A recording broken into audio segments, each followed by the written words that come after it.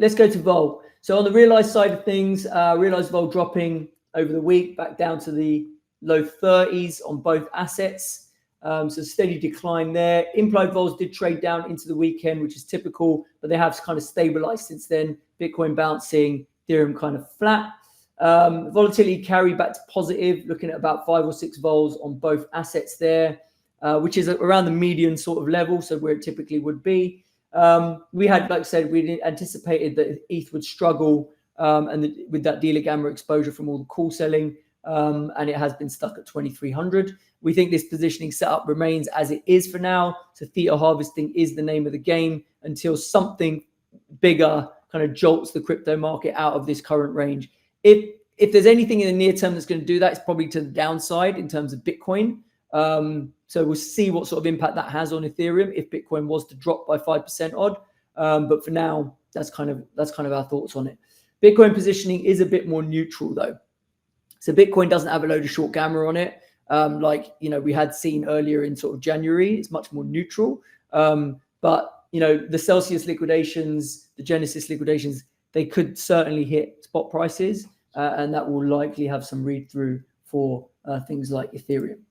All right, looking at term structure, we've put in a bit more data on this now. So you've got at the money change, fixed strike change, 25 delta risk reversal, and what that's done on the week. So you've got a bit more granularity in terms of homing in on exactly what's been going on. Bitcoin term structure falling into deeper contango. You've got about a 7 vol point drop in the front.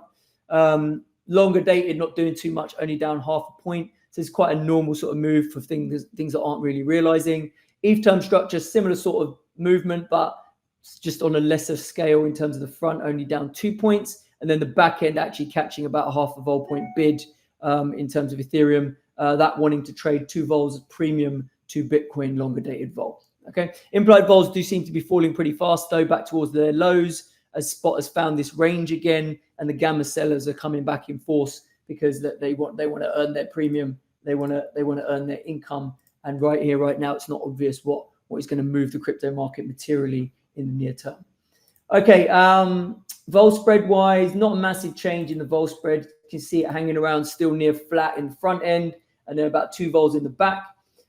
Realized vol has been coming down in the spread as well. So we were looking at 8 vols realized over for ETH. It's down to about 4 now. So it is heading that way, likely because of all that gamma positioning that the street has.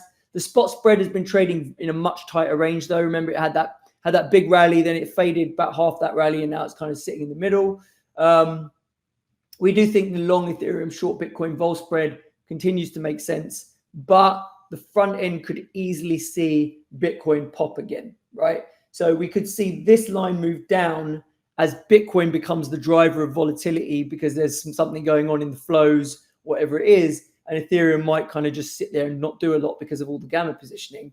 That could mean that you see this thing move down in the front, but I do believe that the long end is going to stay well supported. So actually, as a vol arb guy, if you are in this to trade vol arb and you're not doing it just directionally, I do think there's value in owning the longer dated vol in ETH, selling Bitcoin longer dated vol, and then doing the opposite trade in the short end, maybe 1 month expiry, to neutralize some of your or all of your gamma exposure, but own that spread in a forward capacity. That's called owning forward vol, right? It's something we do teach in our courses on options and stuff, but basically that's what the term structure is, a way of you identifying forward volatility on the surface for windows in time that start in the future. And we think that's where the real value is in Ethereum, in owning the forward vol, not owning the spot vol, because the spot vol is a position that starts today and has realized exposure right now. We're not massively convinced that ETH is going to do much in the near term from a realized perspective, but we're very confident that by June, September, even December this year, ETH would have come alive. The ETF story will be the main story for ETH, and you might get a re-rate. Some people are calling, I think Standard Chartered called for ETH to go to 4,000 by May. If ETH goes to 4,000 by May, I mean, you see where it is right now. That's a monstrous move, right? So if that type of thing starts to happen, then you would expect this vol spread to explode. And that's why owning that forward vol spread is going to do you very well. So that's the way I would think about it. So buying calendars in ETH and selling calendars in Bitcoin is essentially a way to get that forward vol spread on. Okay, and then looking at Skew, as spot faded back from the recent highs, Skew came back in the weeklies and the kind of short dated expiries out to February. This does show some hedging appetite and concern due to these potential distributions. Beyond the 1 month maturity, call Skew still very prevalent out to 5 vol premium in the back end in December 24. The ongoing call selling in Ethereum has started moving out to March, so we see a lot of on-screen selling in March. It's going to make it difficult for the call Skew to emerge in the front end unless we get a big shift in prices and we start breaking levels. Like if 2,500 goes on Ethereum and we quickly go to 2,800, then yes, call Skew will come back, even though there's call selling. And actually, some of these call overriders might be forced to cover, and that will drive a bid for calls. But until that spot price happens, so that spot movement happens, then the flows are just going to keep coming and make it very hard for call Skew to do anything right now. Okay, so that's and like we said, we think in the near term the headlines, if they're going to get any headlines, probably going to come from BTC. So we think if you think bearish headlines might be coming in terms of liquidations on BTC, and that's going to pressure the whole space, we think it's probably quite a safe bet right now to sell the shorter dated calls on Ethereum as a funding leg to putting on protection on Ethereum if you were long a load of Ethereum kind of wanting to be protected right now. Okay, so that's what I'd be thinking. All right, that is Skew. Dashboards are kind of sitting buy put spreads on Bitcoin, and then the opposite on ETH, but nothing with too much conviction, I would say. In terms of flows, volume's up about 10% this week, dominated by calls yet again. There was a big strangle swap where a client bought February strangles and sold April. This is kind of like the opposite of a trade that we saw the week before, where someone was buying April and selling Feb strangles, buying an April straddle and selling Feb strangles against it. So it looks like a bit of an unwind of that type of trade. And it kind of makes sense, right? As the curve goes into a steep contango, that vol, the reason you're owning the April is because you think that vol is going to hold up better. But now that the curve is steepened, you might be thinking, well, April's kind of already trading at a premium. How much more can the curve steepen? And that would be a reason to unwind the trade. So we think that's what's going on there. We also saw some put buying in June down to the 30K strike. That stuff's obviously looking fairly cheap. And then a big call buyout, probably the biggest clip there was March, 50K calls getting bought. And then you can see I've stuck the on-screen trades on here. And you can see there's quite a lot of selling still in February optionality. That is obviously, pressuring that front end as people sell gamma. Okay, so that's Bitcoin flows. In terms of Ethereum flows, Ethereum volume slightly better, up 12% in terms of increase. Obviously, absolute volumes are not going to be as high as Bitcoin.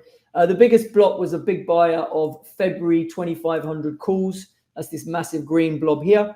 Looked like a short cover. And, we have seen a lot of selling in February over the last couple of weeks. So it makes sense, right? As spots kind of grinding lower, vols got crushed. You made most of your money in February. You might as well cover it and sell something longer dated. That's exactly what we've been seeing. So we saw 30,000 lots of March 26s trading there, a clip of March 25s. So a reason, and March 26 is some more there. So we are seeing, and we're seeing covers of February as well. So in general, people who've done well selling February gamma on ETH are now looking at it. It's very little premium left on it. I'll cover that and I'll sell something more juicy in March. So we're definitely seeing those type of flows come through on the screen. And then in terms of other March clips, we saw a 21, 24, 27 call fly get bought, where the middle was sold for obviously the 24 strike, which is the more local strike. And then we saw a 2,300, 2,000 put spread get sold as well in March. That's this one here. And that's, again, local selling of the March 23 to 400 area. Yeah. And so from this kind of local selling that you're seeing in Ethereum, that kind of sets up well to this chart, which kind of really shows you where the long positioning is concentrated, right? So 23, 24 is where all these long strikes are on Ethereum. Okay. So, and they span mainly to February, but, even to March, obviously some of this stuff in March and February on the higher strikes as well, the street has been given. So you can see that the gamma positioning is still pretty elevated, near 40 to 50 million there. Bitcoin's much more near neutral. And you can see it's a bit of a scatter here there's no clear long or short strikes. There's kind of longs and shorts all over the place. So Bitcoin, not a big read on Bitcoin, other than if we rally, we go into a short area because of those big 50K strikes that got bought. But in terms of Ethereum, street is very long. It's going to decay longer as we go to expiry because this stuff is very short dated. And like until we really break materially, until we break above 2,500, then the positioning isn't really going to move. And it's going to take quite a lot of buying to get us through that, right? So Ethereum definitely feeling a little bit stuck in the mud. And it looks like this positioning acting as a vol dampener. So, if you were going to lean on, you'd kind of feel fairly confident to lean on that. If you did want to pick up some theta and sell some gamma, you'd probably be happier doing it in Ethereum than you would in Bitcoin right now, even though the vols are pretty similar. That's the summary for this week in crypto. Thanks a lot. As always, I'll catch you guys later.